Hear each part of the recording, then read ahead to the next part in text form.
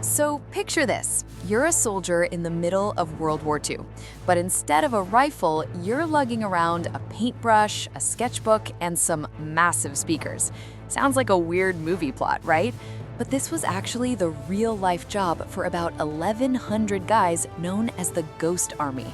Officially, they were the 23rd Headquarters Special Troops, and their mission wasn't to shoot the enemy, but to basically gaslight them into losing the war. For decades, nobody even knew they existed because the whole thing was top secret. But when you look at what they pulled off, it's honestly one of the most brilliant and, let's be real, funniest chapters of the entire war. These guys weren't your typical drill sergeant types. We're talking about art students, architects, and set designers recruited from top schools in New York and Philly. Their mission was simple on paper, but terrifying in person. They had to convince the German army that a massive Allied force was right in front of them, when in reality, it was just a few artists with some rubber balloons and a lot of guts. They had hundreds of inflatable tanks, trucks, and even planes. From a distance, or from a spy plane 10,000 feet up, these things looked like the real deal. But they didn't stop at just blowing up the tanks. They knew if a tank is sitting in a field, it's gonna leave tracks. So they'd literally bring in bulldozers just to carve fake tread marks into the mud, making sure the illusion was perfect. But the trickery went way beyond what the enemy could see. These guys were basically the world's first high-stakes sound engineers. They had these monster speakers mounted on trucks. We're talking speakers that could blast sound for 15 miles. They had recordings of everything: the clanking of tank treads, soldiers building bridges, even guys just swearing and hanging out. At night, they'd play these loops in the middle of the woods. Imagine being a German scout in the pitch black, hearing the deafening roar of an entire armored division moving toward you.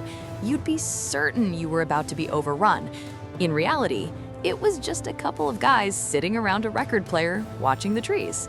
Then there was the military theater side of it, which is where it gets really clever. They had radio operators who were masters of mimicry. They could copy the specific hand or typing style of other units' Morse code operators so well that the Germans, who were always eavesdropping, were convinced they were tracking real divisions. And it didn't stop there.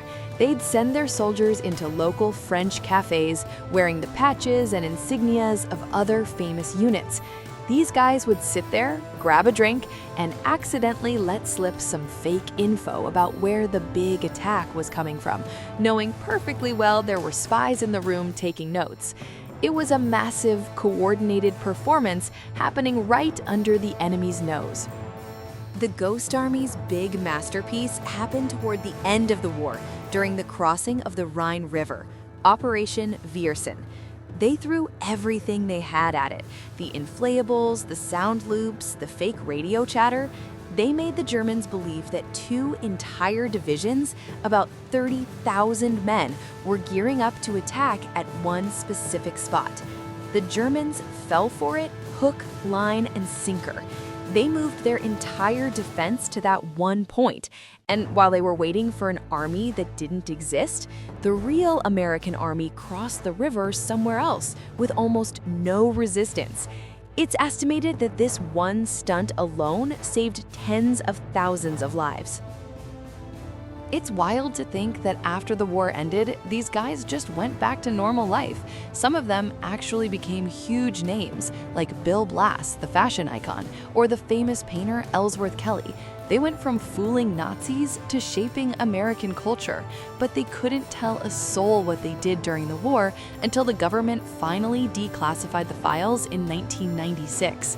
The US kept it quiet because they thought they might need those same ghost tactics for the Cold War.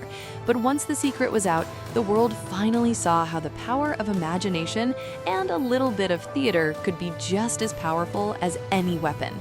It's a great reminder that sometimes the smartest way to win a fight isn't with force, but by being the most creative person in the room.